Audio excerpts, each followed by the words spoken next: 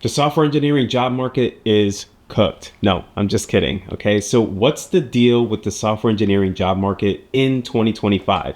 And I've got your burning questions like, will I ever get hired?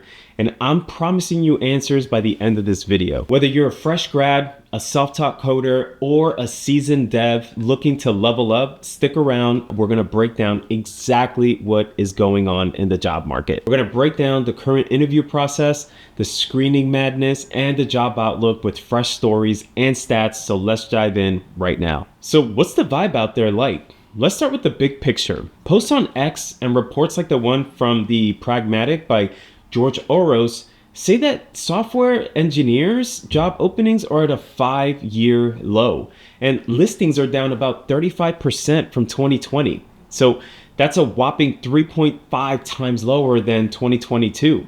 And why? Well, big tech's hiring less. AI is making teams leaner and industries are unfortunately shifting. And one X user nailed it. He says, SWE positions are basically at rock bottom. But don't tune out yet. I've got hope coming up after we unpack this. So speaking of unpacking, let's get real with a story. One of my buddies, he's a mid-level dev. He's been hunting for a job since 2024. And he told me that he applied to over 50 places and that he's even lucky if he gets a reply. So that's the mood out there. There's fewer jobs and fierce competition. And the stats back it up. Tech Elevator says entry-level software engineering positions jumped 47% since October 2023, but the overall pool is still shrinking. Wondering what this means to you? Well, hang tight. We're going to walk through it and the interview gauntlet next. All right, so let's get into the interview process step by step because it's not just about code this and you're going to get hired.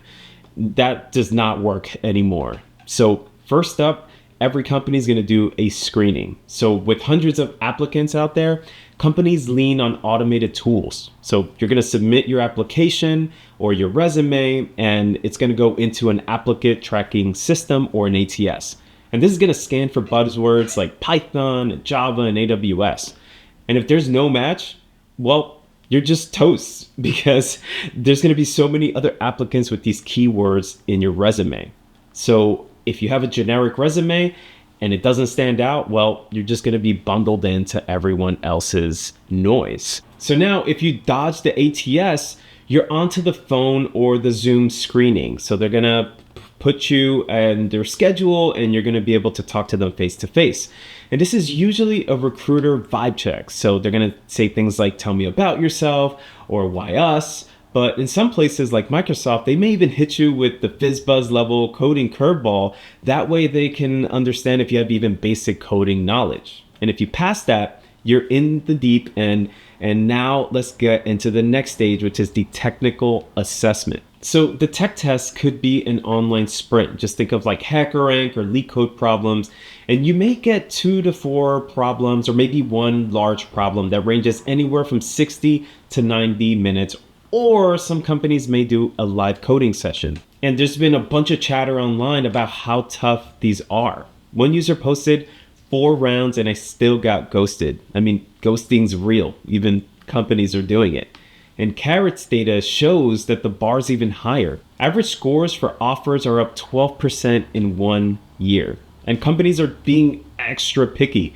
And it's all about quality now. But what's after that? So let's dive into that one. So say now you've nailed the tech test and you're facing the interview. So now it's going to be 4, 5, maybe even 6 rounds. And sometimes they can all be in one single day. Just imagine one full work day.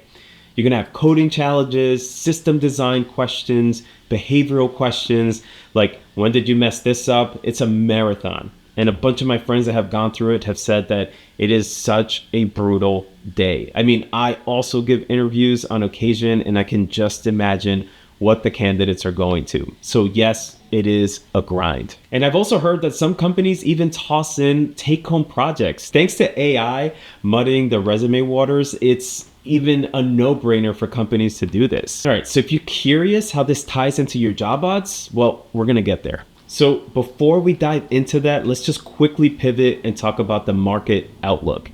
And to be honest, I've noticed that it's tight, but it's not hopeless.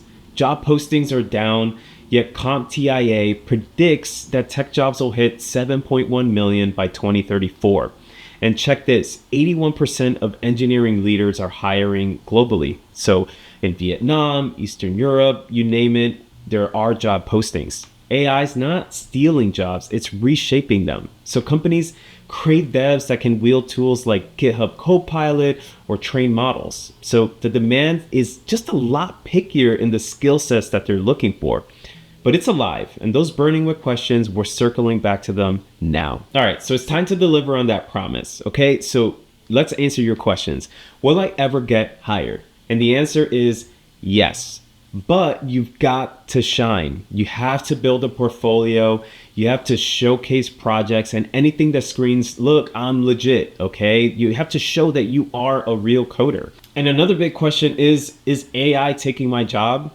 Not if you adapt. I think that mastering and working with it is what really matters. So being able to use APIs, being able to use Copilot or any of these tools is going to make you a much better software developer. Okay, and you may be asking yourself, so what skills actually matter? Well, look, JavaScript, Python, AWS, these are still great, but AI literacy is pretty hot. 44% of companies are upping pay for it. So that is your ticket. And now here is the takeaway. The screenings are brutal because companies can cherry pick. I mean, there's such a large candidate pool out there that companies have the advantage. They can be picky. They can say that they want the best candidate out there. The market's evolving, but it's not dead. So you have to tailor your apps, grind leak code, show you're more than code. I promised answers, and this is the truth. So if you can do this, just keep pushing. So what is your take on this? Are you battling? Are you struggling to get a job? If so, drop your story down below. I'd love to read it. I'm going to read every single comment on this, and hit that like if it sparks something, and subscribe for more. I'll catch you guys in the next one.